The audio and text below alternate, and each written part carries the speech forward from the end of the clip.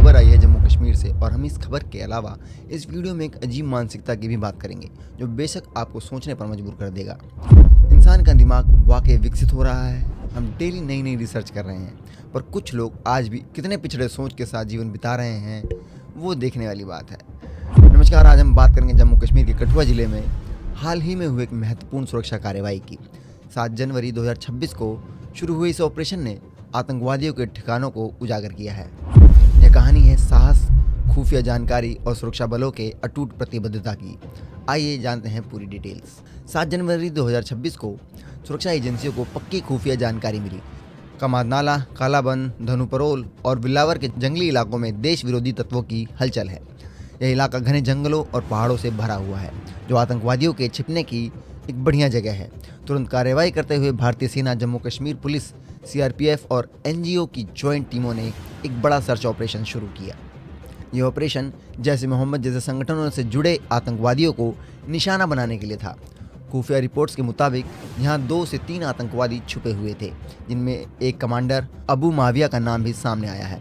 Operation की शुरुआत में ही आतंकवादियों ने सुरक्षा बलों पर अंधाधुंध फायरिंग की, जिससे दोनों तरफ से गोलीबारी हुई। यह मुठभेड़ पूरी रात चली और एक जवान घायल भी हुआ, लेकिन हमारे बलों ने हिम्मत नहीं हारी। ऑपरेशन को जारी रखते हुए 8 जनवरी तक सुरक्षा बलों ने इलाके को घेर लिया। कमादनाला में एक संदिग्ध ठिकाना मिला, लेकिन प्रतिक्रिया चूक के कारण स्निफर डॉग्स तैनात नहीं हो सके। फिर भी बलों ने कॉर्डन टाइट किया। इंटरमिटेंट फायरिंग जारी रही। 13 जनवरी को नजोट इलाके में एक और मुठभेड़ हुई, जहां एक जैश कमांडर को घेरा गया। 16 जनवरी 2026 को बिलावर के कालीखंड और कालाबन इलाके में ज्वाइंट टीमों ने 2 और ठिकानों का भांडाफोड़ किया। ये ठिकाने अच्छी तरह बनाए गए थे, जो दिखता है कि आतंकवादी लंबे समय से यहाँ रह रहे थे। ऑपरेशन में सेना के ब्रिगेडियर रैंक के अधिकारी भी मौके पर थे।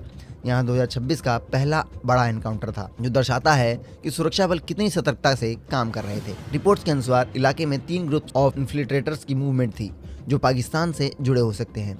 हमारे बलों ने न केवल फायरिंग का जवाब दिया, बल्कि इलाके को क्लियर करने के लिए सर्च जारी रखा।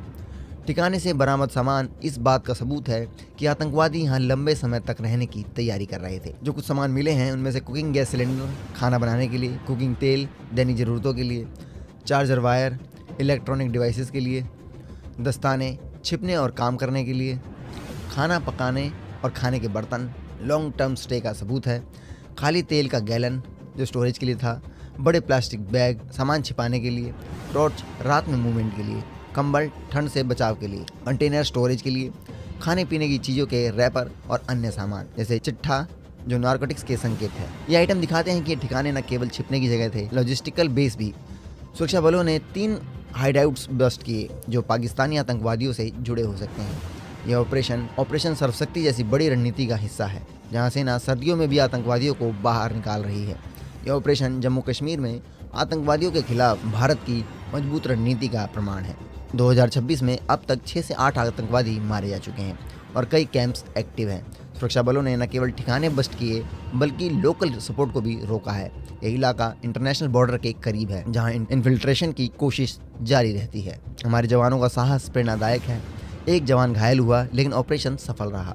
यह दिखाता है कि भारत आतंकवादियों को बर्दाश्त नहीं करता। जम्मू कश्मीर में शांति की राह में ऐसे ऑपरेशन महत्वपूर्ण है। हमारे सुरक्षा बलों को इस काम के लिए हमें सलाम करना चाहिए। ये फोटोज़ देखिए, आतंकवादी किन हालातों में रहने के लिए मजबूर है। कश्मीर में इतनी ठंड है और ये लोग सिर्फ जन्नत के लिए इतना संघर्ष करते हैं। और जन्नत में मिलेगा क्या? दूध की नहर, शहद की नहर, शराब की नहर और 72 हूरें। सिर्फ इन चीज़ों के लिए एक इंसान दूसरे इंसान को मारता है, आतंक मचाता है, फिर छिप के रहने को मजबूर होता है। पहला तो यार मेरे समझ में ये नहीं आता, अगर जन्नत जाने का ही मामला है तो छिपने की क्या ज़रूरत? काफिर की गोलियाँ खाओ, जन्नत में जाओ। छिप कर क्या मिलेगा? क्या छिपकर और अगले टारगेट का वेट करते हैं ताकि अधिक लोगों को मारकर जन्नत का दूसरा लेवल मिल जाएगा? बट मैंने जितना भी सुना है, जन्नत में सिर्फ एक ही लेवल है। खैर, शराब, दूध और शहद तो आपको धरती पर भी मिल सकता है। कुछ बन जाओ, कुछ ढंग का काम कर लो, पैसा कमाओ और ये तीनों फैसिलिटीज़ अर्न कर लो। रही बात 72 हूरों की, तो भाई 130 फीट के हूर का तुम करोगे क्या? कहाँ 130 फीट और कहाँ तुम 4 से 5 फीट के? यार तुम हूर किए एडी तक भी मुश्किल से पहुँचोगे। क्या फ़ायदा इतना मारकाट मजा कर? कोई ढंग का काम करो, अच्छी नौकरी करो, शादी करो, जन्नत का मजा धरती पर लो। जय हिंद, वंदे मातरम।